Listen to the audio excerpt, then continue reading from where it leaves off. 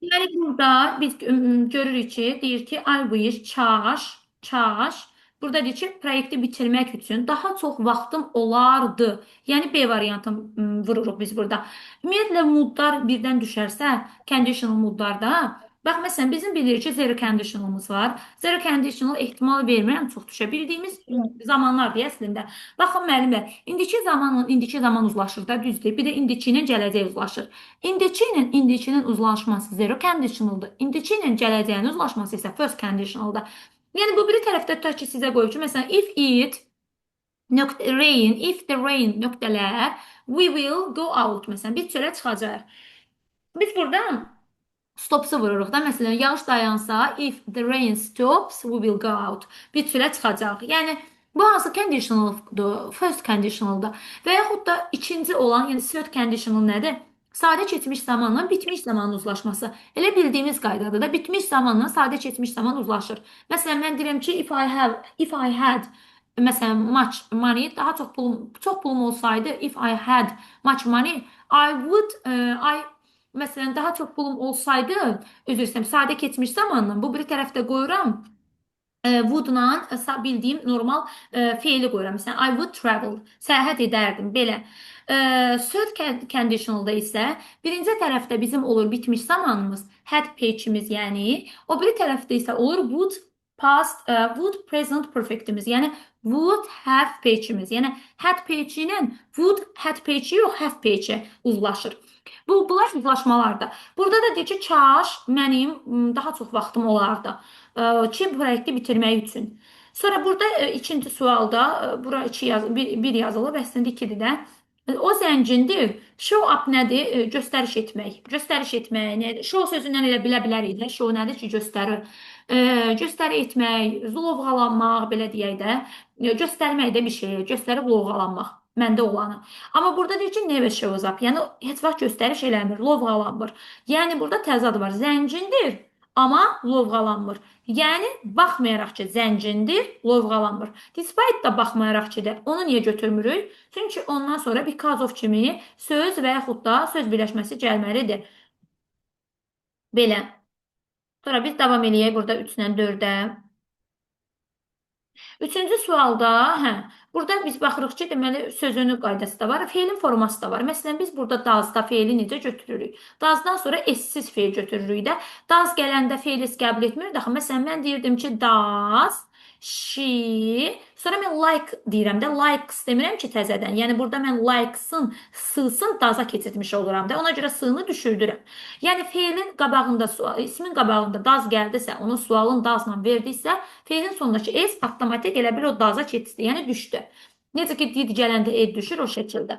London sözü bir ölçü olduğuna görə onunla ət işlədə bilmərəm. Dazla getting işlətmirəm. Arrive'dan sonra ya in, ya ət gəlməlidir deyə boş olanı da götürmürəm. London aeroportu olsaydı əti götürərdim. Londonun özündən söhbət getdiyinə görə ini vururam. Sonra baxırıq dördüncüyə. Deyir ki, inkar cümlədir. Deyir, mən üzə bilmirəm, üzməyə bacarmıram. Həmin adam da ona deyir ki, can I? İnversiya olunub, görürsünüz, mən də bilmirəm demək istəyir də. Yəni, bax, verilən cümlə, suallarınızı yazın, mənimlə danışmayın, zəhmət olmadı. Sualları yazın, axırda verərsiniz. Kimin səsi açıqsa bağlasın da, oradan səs gəlir. Deməli, can't swim, inkardır. İkincisi dedim ki, Müəllimə, Acun müəllimə deyil, bir dəqiqə mən sesim oradan. Aha. Deməli, I can't swim, mən üzə bilmirəm. Bu inkar cümlədir. İnkar cümləyə biz sonla cavab verə bilmərik. Ayzə ilə verə bilərik, amma ayzəni cümlənin əvvəlinə gətirmərik və yaxud da ayzəni axırda versəydi belə, biz onun yanında inkar verməliydik. Və söz sırası inversiya edilmiş söz sırası olmur. Normal cümlə söz sırasında olur. To-nu təsdiq cümlədə sonda işlədirik, as-i işlətmirik. Yəni, burada cavab qalır, neither can I, elə məndə. Bu da asan qayda idi. Yəni, bunlar sertifikasiya tipli suallardır. Çətin suallar deyil. Hər ki, baxıram, görürəm ki, sertifikasiya tiplidir. Sonra kauzativin qaydasını artıq dəfələrlə yazmışıq. 5-ci sualda görürük ki, kauzativdir. We had the television. Fərqi yoxdur burada. Have var, had var, go, get var. Burada, bax, bu feildən sonra, bu feil icbar növdür də, getdi. Have-dir. Bunlar sizə xatırlatsın ki, bu etibar növdə. Etibar növdən sonra qaydamız nədir? Baxırıq isimə. Əgər ismimiz bizim cansızdırsa, məsələn, television cansızdır, biz götürürük peçini, yəni edili feili. Qaydalarda edili feili, qaydaslarda verb üçü. Yəni neçə dəfə demişik, üst durun ki, have-dən, get-dən sonra cansız gələrsə, siz peçi götürməlisiniz. Peçinin də nə olduğunu neçə dəfələrlə demişik ki, feillər ingilis dilində iki cür düzəlir. Regular formada, yəni qaydalı formada ona ed artırılaraq, qaydasız formada isə biz o zaman hansı formanı götürürük? Verb 3-ni. Yəni, məsələn, gəlirsə, tutaq ki, go, went, gone, biz qanı götürürük. Çünki verb 3, üçüncü formada dayanan odur. Burada deyir ki, o işləyir. Baxın, hələ də işləyir, ha. Haradasa işləyir, hələ də işləyir. 2018-ci burada. O işləyir burada 2018-ci il ərzində olmaz. 2018-ci ildir ki, olmaz. 2018-ci ildən olmaz, ilədək olmaz. Əlbəttə ki, 2018-ci ildən bəri burada işləyir. Tutaq ki, müəllimlər, sizin biriniz işə qəbul olmusunuz 2020-ci ildə. İndi də 2025-ci ildə. Siz 5 il əvvəl o işə qəbul olmusunuz. Düzdür, bu artıq olub bitib, qəbul olmusunuz. Hələ də orada işləməyə davam edirsinizsə, bu bitmiş davam edici zamandır. Yəni bitmiş davam edici zaman bəzən uşaqlar da sual verir ki, necə ola bilər ki, bu bitib amma davam edir. Mən də deyirəm çox məntiqlidir. Bax məsələn, mən işə qəbul olmuşam sizin məktəbə, filan məktəbə. Tutaq ki, 2 il əvvəl. 2 il əvvəl qəbul olmuşam, oldu bitdi. Bu oldu bitmiş zaman. Hələ də bunu davam etdirirəmsə işləməyə, bu bitmiş davam edici zamandır. Has been working. Yəni mən neçinci ildən bəri işlədiyimi sinsinə işlədirəm də orada. O 2018-dən bəri burada işləyir. Buna görə də burada sinsi vermək tamamilə doğrudur. Sonra biz baxırıq 7-ciyə. Dəqiqə mən bir baxmıyorum mən. Nowadays, more and more countries are relying on internet. Aha, 7-ciyə baxırıq. Mənimlə. Deməli, bir Aha, 7-ci sualda isə biz baxırıq ki, burada deyir ki, çıxmamışdan əvvəl, evdən çıxmamışdan əvvəl, hansı getməmişdən əvvəl, fərqi yoxdur, otaqdan çıxmamışdan əvvəl işıqları söndürə bilərsən. Söndürmək sözünü deyir də, söndürmək sözü bu daha da switch off-dur. Yəni switch off sözü take off-u bilirik, havaya qalxmaqdır. Switch off deməli söndürməkdir, işığı söndürmək. Bir saniyə gəlirəm. Mən dərs getirəm.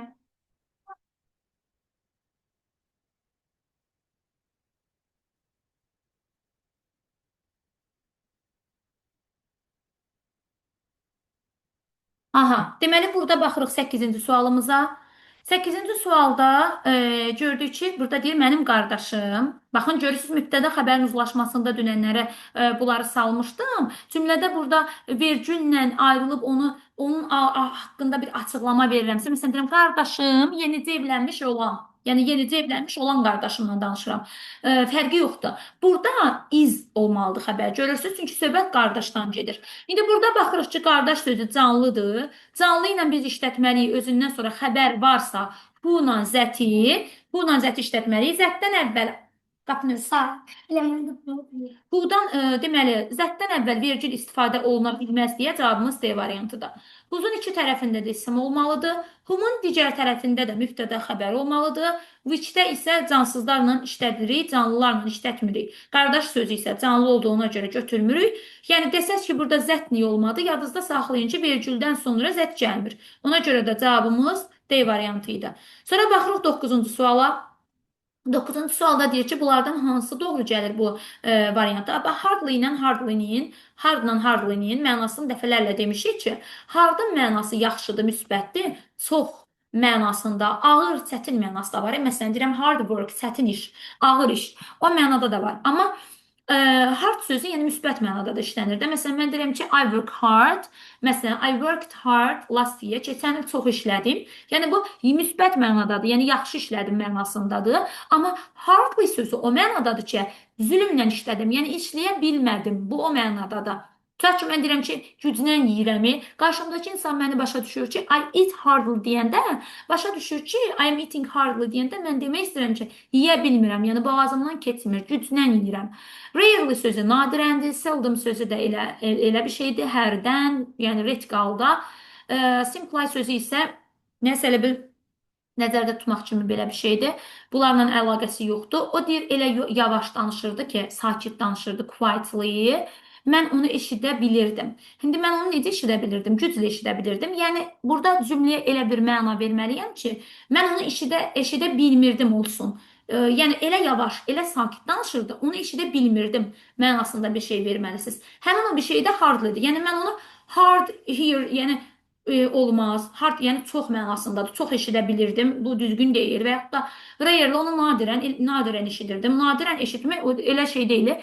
Nadirən sözü, yəni məsələn desən ki, o bizə nadirən gəlir, yəni gəlmir sözünə bərabərdir də bu. Yəni ildə bir dəfə bizə gəlir. Yəni bu nə deməkdir? Gəlmir deməkdir. Burada isə güclə mənasında onu eşitməkdən danışır. İnkarlıq verməliyəm də bu cümləyə. Sonra baxırıq bura, film sıxıcı idi. Burada da deyir yuxuya daldım. Film yuxucu idi, film üzr istəyirəm, sıxıcı idi. Beləliklə də mən yatdım. Yəni A variantı doğrudur. Film darıxdırıcı idi, baxmayaraq ki, mən yatdım. Yəni bu onsuz da mənaya düz gəlmir də. Film maraqlı idi, baxmayaraq ki, mən yatdım, amma mən yatdım, bu düzgün olardı. Amma burada yəni tam uyğun variant budur ki, film sıxıcı idi, beləliklə də mən yuxuya daldım. Yəni çünki mən yuxuya daldım da mənası olardı. Əgər olsaydı ki, mən yuxuya daldım, hə, onda olardı ki, çünki film sıxıcı idi da, onda so olmazdı. Sonra 11-ci testə baxırıq. 11-ci testdə deyir ki, bu conditional moodlardır. Bu bayaqları dediyimdir. Bu axırıncısıdır, third conditionaldır. Bax, bu biri tərəfdə nə var? Had left var. Yəni bu hansı zamanda? Keçmiş, bitmiş zamanda. Düzdür? Past perfect zamanda. Keçmiş, bitmiş zamanda. Baxın, had tək deyil ha. Had'in yanında peçili bir fiilimiz var. Had left. Yəni keçmiş, bitmiş zaman. Keçmiş, bitmiş zamanı verib sizə. Bu biri tərəfi istəyir. Bu tərcümə məsələsi deyil müəllimlər. Burada konkret düstur məsələsidir. Siz bunun lövhədə izah edilmiş versiyası var. Mən də yazmışam. Ataram. Dərsdən sonra qeyd eləyərsiniz. Əgər sizin bu tərəfinizə had left olaraq veribsə, siz bura qoymalısınız would had caught. Yəni daha erkən çıxmış olsaydı qatara çata bilərdi. Have caught olacaq. Burada siz tutaq ki, sizə lap deyək ki, buranı verməmişdi, buranı nöqtə qoymuşdu. Burada would have vermişdi. Siz burada zaman nədir? Yenə də burada had left-i götürəcəksiniz. Yəni demək istəyirəm ki, ola bilər ikinci tərəfi versin, birinci tərəfi boş qoysun. Ola bilər ki, birinci tərəfi versin, ikinci tərəfi boş qoysun. Yəni siz bu düsturu əzbər bilsəz, siz rahat şəkildə bunu tapa bilərdiniz. Belə, məsələn, burada would catch versiydi. Bax, məsələn, C variantı olsaydı cavabım, C variantının olması üçün gərək burada sadəcə had olardı. Məsələn, sadə keçmiş zaman olardı. Bunlar hamısı o mudların düsturudur. Düsturu bilsəz, çox rahat şəkildə tərcümə eləmədən də bunu rahat şəkildə tapa bilərsiniz. Sonra, keçirik 12-16-cı suallar mətindəndir. Çox asan bir mətindir. James deyir ki, dağa çıxmağı istəyirdi. Baxın, bax, birinci sualımız nədir? Mətni heç oxumuram. James həmişə deyir, nə istəyirdi? Burada yazıb, James həmişə istəyirdi dağlara səyahət etməyi. Həmin cümlə buradadır. Götürürəm C variantını vururam. Burada deyir ki, nə təəccübləndirdi Alpis dağları haqqında? Nə təəccübləndirdi onu? Baxaq görək nə təəccübləndirir. Amazed, yəni heyrətləndirdi, surprised-dan sinonimdir də. Heyrətləndirdi. Görək niyə heyrətləndirib onu? Breathtaking views, nəfəs kəsici mənzərə. Peaceful atmosfer, rahat, sülh sevər, sakit bir atmosfer. Onu heyrətləndirib. Həmin söz B variantındadır. Orada yemək yazılıb, xeyr. Orada insanlar yazılıb, xeyr. Orada yazılıb ki, sakitçilik və gözəllik onu heyrətləndirdi. Yəni burada cavabımız B variantıdır. Yenə də deyirəm, mətni oxumadan bunu tapmaq olar. 14-də görə bizə nə deyir? Gərək tapaq. James deyir, finding the dog. İt tapdı, onu nə etdi? Gəlin baxın, burada onu tapaq. Görək burada nə? Baxın, yazılıb burada. Çox 5-ci 6-cı sinif səviyyəsi bir mətindir də. He found the lost dog. İtmiş it tapdı. Tapandan sonra neynədir? Find its owner. Tapdı onun sahibini. Ona nə verdilər? Tapanın mükafat kimi. And was rewarded. Mükafatlandırıldı. Yəni James mükafatlandırıldı. İsti yeməklə və yeni dostluqla. Qazancında da iti verdi yiyəsinə, qarşılığında da ona yemək verdilər. Dostluq əldə etmiş oldu. Yeni bir dost qazanmış oldu. İndi 14-də deyir ki, iti tapdı neynədir? İti tapandan sonra owner sözü oradaydı. Siz də götürürsünüz, owner sözünü vurursunuz. D variantın. İt sahibi necə təşəkkür elədi? Ona necə təşəkkür elədi? A variantında ona pul ödədi. B-də yemək pişirdi. Onun üçün bişirdi. Bəli, cavab B variantıdır. Çünki yemək sözü orada var idi. Onu dağlara çıxartdı, yürüyüşə çıxartdı, ona hədiyyələr verdi, nə bilim şəhərə apardı. Maşından elə bir şeylər yox idi. Yəni olmayan sözləri ümumiyyətlə mən götürmürəm. Və burada deyir ki, mətnə görə Jamesdən nə nəticə çıxarda bilərik də bu mətnin ümumi mənası nə idi? Biraz buraları silək, tapaq. Ümumi məna o idi ki, James, yəni mətnin əsas ideyası nə oldu bizə? James anladıqca zövq alırmış təbiətdən. Gedək görək 16-da nə deyir? E, He disliked being alone. James xoşlamadı tənha olmağı, itlərdən qorxdu. Alps dağlarında yaşamağa başladı, orada yaşadı. Bizə elə bir şey verməyib itdi. He enjoyed nature. Təbiətdən zövq aldı. Bunlar çox asan. 17-cidə deyir ki, rememberdən sonra hansı gələr? Bu barədə demişdim ki, bax yadınızda dedim saxlayın. Rememberdən sonra birbaşa feil gələ bilməz. Went keçmiş zamanı, ümumiyyətlə heç bir feildən sonra feil belə went şəklində gəlmir. Yəni keçmiş zaman şəklində gəlmir. Ya da feil niyə görə belə gone şəklində gəlsin? Ya ayıncı qəbul etməlidir, ya to-lu şəkildə olmalıdır. İndi burada deyir ki, uşaq olanda mən sizə bilənlər nə dedim? I remember to go da düzdür, I remember going da düzdür. İkisi də düzgündür. To going versə o səhv versiyadır. İkisi də düzgündür. Sadəcə fərqləri var. Mən xatırlayıram getdiyimi və yaxud da getməyi. Xatırlayıram getməyi bu gələcəyə bir yönəliş hərəkətdir. Yəni və yaxud da indi ilə bağlı bir şeydir. Əgər burada sizə keçmişdə bir şey veribsə, xatirədirsə, when I was child, uşaq olanda deyirsə, mən orada going-i vurmalıyam. Keçmişlik varsa ing-ni götürün, indiçilik, gələcəklik varsa to-lu götürün. Yəni uşaq olanda o yerə getdiyimi xatırlayıram. To go yox, going olacaqdır. 18-də söz önünün asan versiyasıdır. Interested in-lə işlənir. Yəni burada nə tərcümədir, nə başqa bir şeydir. Insist-lə, keçən səfər insist vermişdik ki, dedim ki, baxın, bunlar bir-birinə oxşayırlar. Insist, dedik, insist sözü təkid etmək deməkdir. Insist sözün görəndə konkret onu vurun, onunla işlənir. Instead sözün görəndə oxşar deyib, bunlar hamısı inlə başlayırlar deyə. Instead sözün görəndə əvəzinə yerinə deməkdir. Ofla götürün, çünki əvəzinə yerinə deməkdir. Amma interested görəndə maraqlanmaq sözü, ini vurun. Yəni bu da konkret bir qaydadır. Belə. Sonra baxırıq biz 19-cu suala. 19-cu sual çox asan idi. Düz cümləyə təbii ki, başlamalıyıq birinci we ilə. Sonra mübtədadan sonra xəbərimizi verməliyik. Biz getdik, baş çəkdik, we visited. Hara getdik? Müzeyə. Nə vaxt getdik? Dünən. Sertifikasiyada da belə asan make-uplar düşə bilər. Yəni we visited 3-2. The museum yesterday A variantı doğrudur. 20-ci sualda isə complete the sentence-də. Yəni cümlədə ki, belə ki, gördünüz ki, məsələn, they want to know, they ask, nə bilim, mübtəda xəbər verib, baxın. Quruluş şəklində belədir sizdə. Mübtədanı verib, want to know, xəbəri verib. Bu tərəfə boş qoyub. Cümlə sonunda da nöqtə var, sual var, fərqi yoxdur. Bax, bu o deməkdir ki, sən bu tərəfi özün tamamla da demək istəyir, tamamla. Tamamla deyirsə, bax, burada birinci şərt nədir? Bu arada müəllimlərdən cümlə tamamlamada boşluğu olan var. Düstur asan olsa da, sadəcə yaddan çıxır. Mən onun da izahını çəkəcəm. Onu bu gün çəkə bilməyəcəm. Həm test hazırlamaq, həm bunların hamısını çatdıra bilmərəm. Sabahları çəkəcəm, qrupa da dərsdən qabaq yazacağam, girib baxarsınız. Deməli, complete sentence-in əslində şərti çox sadədir, yaddan çıxır sadəcə. Mən uşaqlarda da diqqət eləmişəm. Bu dərs sadədir, yaddan çıxır. Elə bir ilk baxışda uşaq anlamır ki, bu hansı dərs idi, ona görə. Cümlədə bu cümləni tamamla. Deyir ki, bu hissəni, bu xətt ki vermişəm, oranı deyir sən tamamla. İndi bunu tamamlayanda həmişə düstur birinci yadınızda qalsın ki, birinci düstur nədir? Birinci düstur odur ki, bura pis yazdım bir dəqiqə. Bax, düstur birinci odur ki, cümlə sual olmasın. Bax, cümlənin sonunda sual olsa belə, bax, siz çaşmayın, sual olmasın.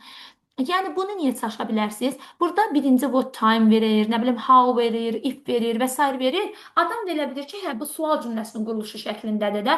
What time sonra did vermişəm. Məsələn, doğrudur da. Sual söz, köməkçi feil, şəxs, əsas feil. Amma xeyr, bu sual cümləsinin düsturudur. Cümlə tamamlamada siz bu düsturdan istifadə eləmirsiniz. Siz cümləni anlayın ki, mütləq sual formasında deyil, sual işarəsinin üstündən xətt çəkirəm, nəqli formada götürməlisiniz. Nəqli forma burada hansıdır? Baxın, was qabağa keçibsə, whatdan sonra, bu nəqli deyil. Did qabağa keçibsə, bu nəqli deyil. A variantında, B variantında və D variantında problem yoxdur, hələ ki qalsın. İkinci şərtinə baxırsınız. Bax, ikinci şərti odur ki, when-dən sonra, bir hamısını yazmayacağım, bax mənimlər, when-dən sonra have, has, had, plus page, yəni bitmiş zamanlar, have, has, had, bunun neyisi də var da, Payçi. Yəni bunlar sadə olsa gələ bilər ha. Yanında feili varsa, payçi formasını tutaq ki, had past simple'dır. Amma had left payçidir, şeydir, past perfectdir. Yəni keçmiş bitmişdir, simple deyil. Burada da siz görürsünüz ki, has left var. Yəni has payçidir. What time-dan sonra has payçi gələ bilməz. Onu çıxın. Bu da sizin ikinci düsturunuz. When-dən də sonra, what time-dan da sonra, ego-dan da sonra gələ bilməz. How long ego. Qaldınız D variantı ilə B variantı arasında. D variantında want to know-dan sonra bax bu feil var, want to know, ask, wonder. Zət gələ bilməz. Direct indirect speech-də də var bu. Cavab qalır burada B variantı. Cavab qaldı burada B variantı. 21-də isə həm də zaman uzlaşması da olmalıdır. 21-də isə deyir ki, food. Aha, birinci əvvəl o cümlənin ikinci tərəfin, birinci bunu yadda saxlayın ki, müəllimlər, əgər bu quantifiers-da sizə ikinci cümlə verilibsə, ya da cümlənin birinci cümlə varsa, burada başda bir cümlə varsa, o cümlələr boş yerə verilməyib. O verilməyinin məqsədi var. Gəlibsə, bir məqsədlə gəlib, boş yerə gəlməyib. İndi deyir ki, bax burada ikinci tərəfdəki cümləyə baxmıram. Baxıram ismimə. İsmim sayılmır. Sayılmayandan few işlənmir, few işlənmir, many işlənmir. Maçı da işlədə bilərəm, little da işlədə bilərəm. Maç o deməkdir ki, soyuducuda çox ərzağımız var. Little o deməkdir ki, soyuducuda ərzağımız yoxdur.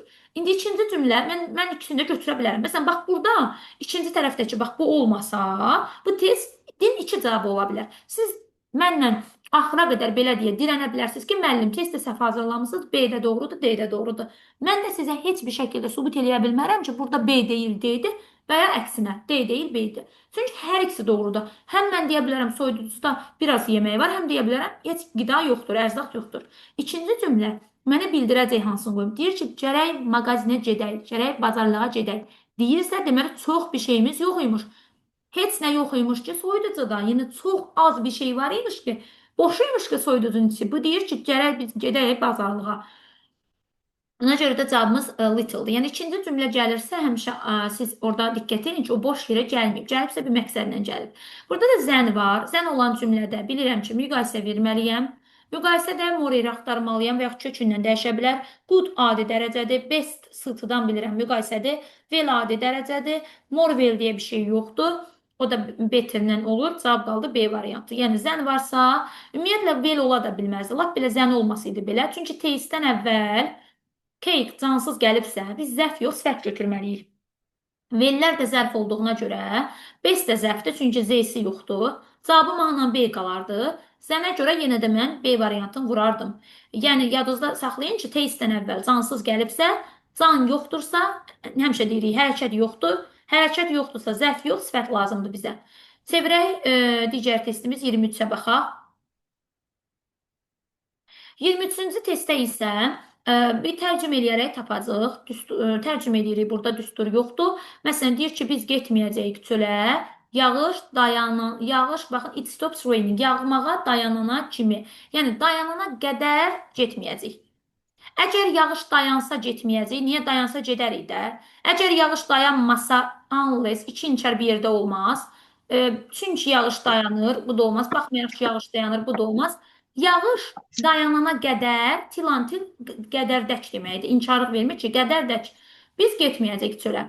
24-də isə woman sözü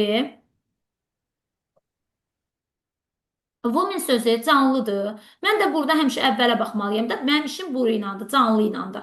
Canlıdırsa, mən orada viki götürə bilmərəm. B variantını çıxıram. Düzdür? Who is ya da who has deməkdir bu. He is, who has deməkdir bu. Bu özü, yəni san isimlə işlənməz axı. Whomdan sonra isim gələ bilməz. Who'dan sonra isim gələ bilməz. Cavab qaldı D variantı. Burada da isim var, burada da isim var. İki isimin arasında canlı varlıq da özdə whose işlənməlidir. Which işlənməli deyil. Whichdən də sonra isim gələrdi, amma ona görə dedim, canlı varlıqdırsa which olmalı deyil. Whose olmalıdır. Sonra biz baxırıq 25-ci sualımıza. 25-də bu would rather ifadəsidir. Bu would rather olsun, had deməli better var, would prefer var. Yəni bu qaydalar var da. Məsələn, would prefer-dən sonra to-lu gələ bilər, amma would rather-dən sonra to-lu feil gələ bilməz. Ona görə bizim ümumiyyətlə tam sadə let make-dəki kimi feilimiz gəlməlidir. Ona görə də biz burada A variantını vururuq. O gecə evdə qalmalıyam, yəni qalsam yaxşı olar bu mənada. Qalmağı üstün tuturam belə bir mənada. Yəni would rather-dən sonra tam sadə tulsuz feil götürmək, ayıncısız tulsuz feil götürməlisiniz. 26-da və 27-də isə onların da düşsə sadəsi düşəcək də. Məsələn, had better-də də o şəkildədir. Sadə feil götürmək lazımdır. Had better daha çox məsləhət bildirir, should kimidir. Had better, məsələn, məsləhətdir ki, bu gün evdə qalasan. Deyirlər ki, güclü tufan qopacaq, məsələn, məsləhət bildirir. Əks halda başına pis bir iş gələ bilər də. Should-dan fərqli olaraq onun əks tərəfində pis bir şey gələ biləcəyini vurğulayırsan ki, tufan qopacağa, yəni məsləhətdir ki, sən bu gecə çölə çıxmayasan. Belə. Burada baxırıq ki, Friday sözü söz önüdür. Hə, söz önüdür. Mən burada on da işlədə bilərəm. Ümumiyyətlə söz önü ilə ət işlənməz. For Friday 5-ci gün ütsün deməkdir. Burada deyir ki, ev tapşırığı belə deyə də yerinə yetirilməli deyir 5-ci günə kimi. 5-ci günə kimi yerinə yetirilməlidir. Ona görə burada C variantıdır. Until sözü elə bil davam edicilik bildirir. Məsələn, mən deyirəm ki, mən 5-ci günə qədər işləyəcəm. Bu həftə 5-ci günə qədər işləyəcəm. Yəni gələcək zamana daha uyğun olur. I will work məsələn until Friday 5-ci günə qədər işləyəcəm. Burada isə deyir ki, biz tapşırığın nə zaman bitməsini vurğulayır ki, yəni son günün nə vaxt olmalıdır? Yəni bu bitməlidir. 5-ci günə kimi bitməlidir? Yəni by 5-ci günə qədər bu bitməlidir. Burada elə bil möhlət verir ki, bu son gün 5-ci gündür.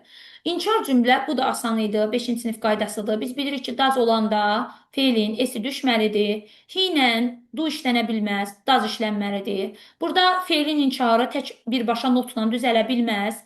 Yenə də no, no deyə bir şey yoxdur. Cavabımız qaldı D variantı. He doesn't know the answer, o cavabı bilmir. Sadə bildiyimiz inkar cümlədir. Yəni, bildiyimiz nəqli cümlənin inkar formasıdır. Tutaq ki, mən deyirəm, he knows the question. He knows the answer, o cavabı bilir. Bunu inkar formada deyirəm, necə deyərsən uşaq? Deyir, mənim he doesn't know. Yəni, çox sadə. Məsələn, mən deyirəm, adi bir mənə nəqli cümlədir. Uşaq deyir, I live in Azərbaycan. Mən Azərbaycanda yaşayıram. Deyirsən, uşaq bunu hələ inkarın ver, deyir, I don't live. Yəni, burada sadə bir inkar cümləsidir. 28-də isə deyir ki, ona cavab veririk. Dünənlərdə dedik ki, sizə ingilis dilində sual nə ilə verilirsə, cavabı ondan vermək lazımdır. Məsələn, sizə sualı have-lə veribsə, siz did-lə cavab verə bilməzsiniz. Do-la cavab verə bilməzsiniz. Nə bilim, ever niyə olsun bu zamanın içərisində? I ever have yox, I have olmalıdır ümumiyyətlə. Bu da səhvdir. Cavabımız qaldı C variantı. Məsələn, sizə sual can-lə verilsə, can-lə qaytarmalısınız ona cavaba. Can you swim deyirsə, yes I can, no I can't. Could you swim in your childhood deyirsə, yes I could, no I couldn't. Yəni, sual nə ilə verilibsə, onunla cavab vermək olar. Do you live? Yes I do, no I don't. Nə bilim, does she live? Yes she does, no she doesn't. Yəni, sual nə ilə, məsələn, is he late? Yes he is, no he isn't. Sual nə ilə verilibsə, ona cavab vermək lazımdır. Burada deyir ki, xaricdə olmusan, bu da deyir, yes I have, bəli, olmuşam. Have-lə verildi, have-lə də cavab verildi. To be good at ifadəsidir. Yəni, bu birləşmədir. To be good at, he is a very good at playing chess. Şahmat oynamaqda o çox yaxşıdır, bacarıqlıdır. Capable at da ola bilər, bad at da ola bilər. Oradakı sifət dəyişə də bilər. Əsas biz bilirik ki, to be good at ifadədir. Belə. Davam edirik 30-a. Suallar müəllimlər çox asandır, görürəm ki, yəni çox sürətlə bitiririk, asandır, çətin deyil. 30-da isə yenə də kauzativdir, icbar növdür, had var, haddən bilirəm, belə ifadələri görən kimi yadınızda saxlayın. Has varsa, yəni burada lasta görə stolu vurmayın qətiyyən. Burada haddən sonra cansız gəlibsə, siz vurmalısınız stolen, yəni steal, stole, stolen. F-nin üçüncü formasını verb üçə. Əgər canlı olsaydı, vurardınız steal, tuzsuz, tam sadə feili vurardınız. 31-də isə deyir ki, Sara hər gecə həftələrlə oxudu, notları qeyd elədi, çoxlu məşq elədi. Həmin gün gələndə nə oldu? Həmin gün gələndə yorğun getdi, heç nə xatırlamadı, kəsildi, dərsə gecikdi. Xeyr.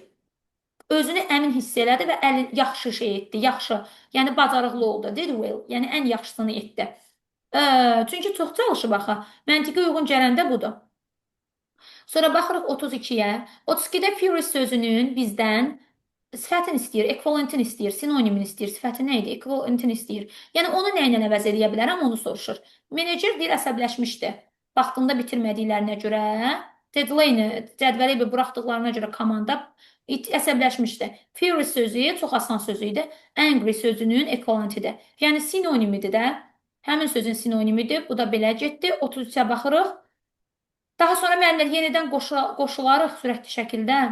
Ən yaxşısı mən elə burada kəsilməmək üçün sözü bağlayıram rekorda. Sonra zəng edirəm sizə.